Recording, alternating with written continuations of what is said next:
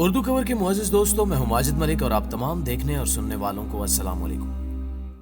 नाज़रीन ग्रामी, जब हम लफ्ज़ ट्रांसपोर्ट सुनते हैं तो हमारे जहन में सबसे पहले एक ऐसी गाड़ी या ट्रक का ख्याल आता है जो हजारों किलो वजनी सामान को एक जगह से दूसरी जगह ले जाने में हमारी मदद करता है। मगर ये गाड़ियां हमेशा कारआमद साबित नहीं होती, क्योंकि हमें बाज़ औक़ात ऐसी बड़ी बड़ी चीजों को भी एक जगह से दूसरी जगह ले जाना पड़ता है जिसके लिए इन गाड़ियों से भी ज्यादा ताकतवर अशिया की जरूरत होती है। और आज की इस वीडियो में हम आपको दुनिया की कुछ ऐसी ही चंद निहायत वजनी चीजों के बारे में बताएंगे जिन्हें एक जगह से दूसरी जगह ले जाया गया, और ये दुनिया के बड़े ट्रांसपोर्ट ऑपरेशन कहलाते हैं। क्या आपको इल्म है कि तामीर शुदा ऑयल रिफाइनरी को कैसे एक जगह से दूसरी जगह मुंतकिल किया जाता है? अगर नहीं तो वीडियो को आखिर तक जरूर देखिएगा।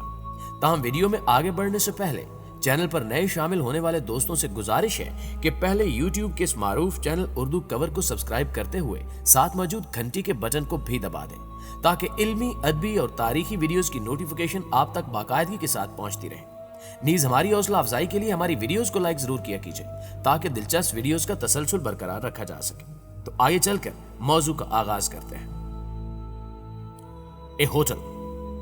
प्यारे दोस्तों, आप में कई अफराद ने इंटरनेट पर अक्सर औकात ऐसी वीडियोस देखी होंगी जिनमें छोटे मोटे घरों को गाड़ियों की मदद से एक जगह से दूसरी जगह ले जाया जा रहा होता है, क्योंकि मौजूदा दौर में यह बिल्कुल आम सी बात है कि इस काम में कोई मुश्किल नहीं होती। लेकिन क्या आपने कभी घर से कहीं ज्यादा बड़े होटल को गाड़ियों की मदद से एक जगह से दूसरी जगह ले जाते देखा है? जी हाँ, ऐसा ही कुछ सीन होजे में बने मोंटेगो मैरी होटल की इमारत के साथ भी हुआ था। दरअसल ये बात 1979 की है, जब इस होटल के मालकान ने इस होटल की इमारत को तोड़कर इस जगह नया होटल तामीर करने का इरादा किया, क्योंकि काफी पुराना होने की वजह से इसका इस्तेमाल कम कर दिया गया था। इसके बाद साल 2000 में इसके मालकान ने फैसला किया कि इसे ढेर करके इस जगह पर नया होटल तामीर किया जाए, मगर उस शहर के सदर को यह होटल बहुत ज्यादा पसंद था। उसने इसे तोड़ने की इजाजत नहीं दी, जिसके बाद इस होटल के मालकान ने होटल की ही जगह को बदलने का सोचा। उन्होंने इस 4800 टन वजनी होटल को इसकी मौजूदा जगह से 168 मीटर दूर रख दिया। इस दौरान होटल को किसी भी किस्म के नुकसान से बचाने का खास ध्यान रखा गया।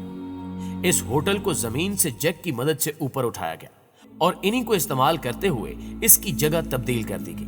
ये सारे जैक रिमोट कंट्रोल से चलते थे, जिसकी वजह से होटल की इमारत को कोई भी नुकसान नहीं पहुंचा और ये अपनी नई जगह पर जाकर खड़ा हो गया, जिसके बाद इसे मजीद अच्छी तरह मुरम्मत करवाया गया और ये होटल आज भी अपनी उसी जगह पर खड़ा है, जो दिखने में निहायत खूबसूरत है। इसे देखकर कोई अंदाजा भी नहीं लगा सकता कि इस होटल को कभी गिराया जाने वाला था। NASA crawler. मुअज़्ज़िज़ नाज़रीन ग्रामी, नासा खला में भेजने के लिए जब कोई बड़ा जहाज या रॉकेट बनाता है तो उसे एक जगह से दूसरी जगह मुंतकिल करने के लिए उन्हें काफी परेशानी का सामना करना पड़ता था। इसलिए इस मसले को हल करने के लिए उन्होंने अपना खुद का ट्रांसपोर्ट सिस्टम बनाया, जिसे मिसाइल क्रॉलर ट्रांसपोर्ट फैकल्टीज का नाम दिया गया है।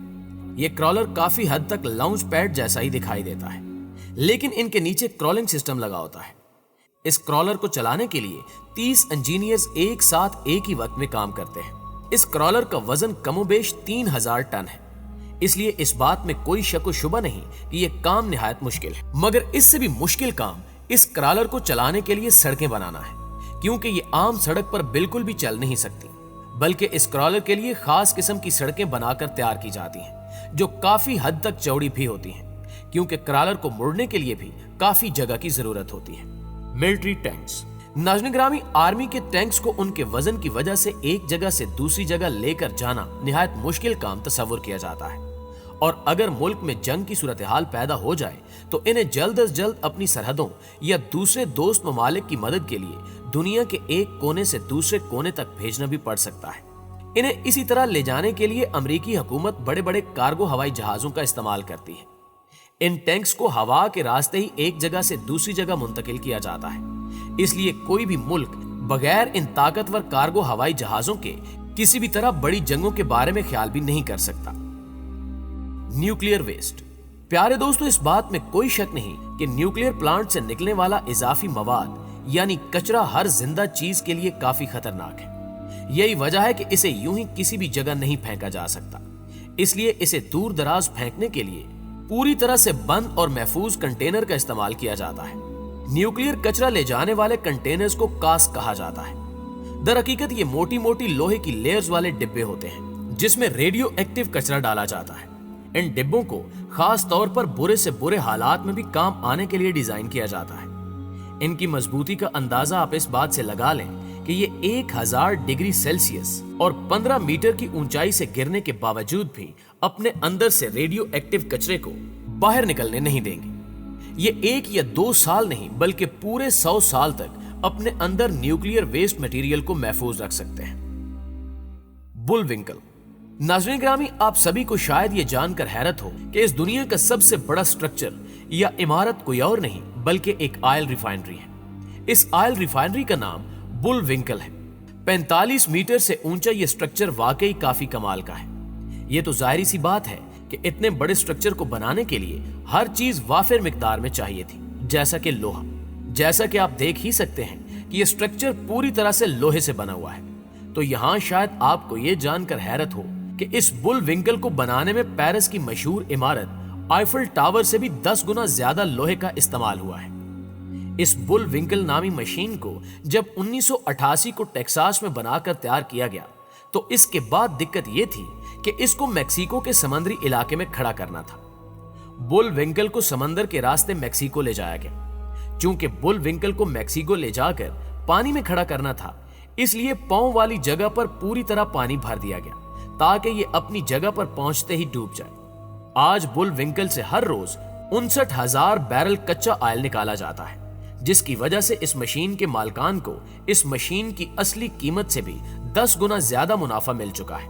اور اس بات میں بھی کوئی شک نہیں کہ یہ مشینی سٹرکچر موجودہ دور میں بھی نہایت قیمتی اور توجہ کا مرکز ہے۔ ایلیفنٹ۔ پیارے دوستو، ہاتھیوں کے بارے میں تو ہم سبھی جانتے ہیں کہ یہ جانور ہیں، نہ کہ کوئی ایسی چیز جسے بار بار ٹرانسپورٹ کرنے کی ضرورت ہو۔ مگر اس بات کو بھی ہم نظر انداز نہیں کر سکتے کہ وقتاً فوقتاً کئی چڑیا گھر ان معصوم جانوروں کی آزادی ان سے چھین کر انہیں خرید و فروخت کی اشیاء بنا دیتے ہیں۔ ان چڑیا گھروں کے لیے کئی کمپنیاں کام کر رہی ہوتی ہیں جو ان کے لیے جانوروں کو ایک جگہ سے دوسری جگہ لانے اور لے جانے کا کام کرتی ہیں۔ ان کمپنیوں کا کام چھوٹے بڑے خطرناک سبھی طرح کے جانوروں کو ایک جگہ سے دوسری جگہ منتقل کرنا ہے۔ اس طرح کی ایک کمپنی کا نام سویٹس انٹرپرائزز ہے۔ جب کبھی بھی انہیں جانوروں کو ایک جگہ سے دوسری جگہ منتقل کرنا ہوتا ہے تو یہ اسپیشل قسم کے باکس کی مدد سے جانوروں کو دوسری جگہ منتقل کرتے ہیں۔ کسی بھی جانور کو ڈبوں میں بند کر کے لے جانا قانوناً جرم ہے، مگر چڑیا گھر والوں کے پاس اس کے علاوہ کوئی اور راستہ نہیں ہوتا۔ ایسے طریقے سے اکثر اوقات جنگل کے سب سے بڑے اور بھاری جانور ہاتھی کو ایک جگہ سے دوسری جگہ منتقل کیا جاتا ہے۔ اس مقصد کے لیے سب سے پہلے کچھ دنوں تک ہاتھی کو ڈبے میں رہنے کی ٹریننگ دی جاتی ہے، اور جب چڑیا گھر کی انتظامیہ کو محسوس ہو کہ اب ہاتھی بغیر کسی پریشانی کے کچھ وقت اس ڈبے میں گزار سکتا ہے تب اسے منتقل کیا جاتا ہے۔ یہاں ہم آپ کو بتا دیں کہ اس طرح کے ڈبوں میں کھانے پینے کی تمام اشیاء کا مکمل انتظام ہوتا ہے۔ اس کے علاوہ اس بات کا بھی پورا خیال رکھا جاتا ہے کہ جانوروں کو ہوا کی بھی کوئی کمی نہ ہو۔ Statue of Liberty.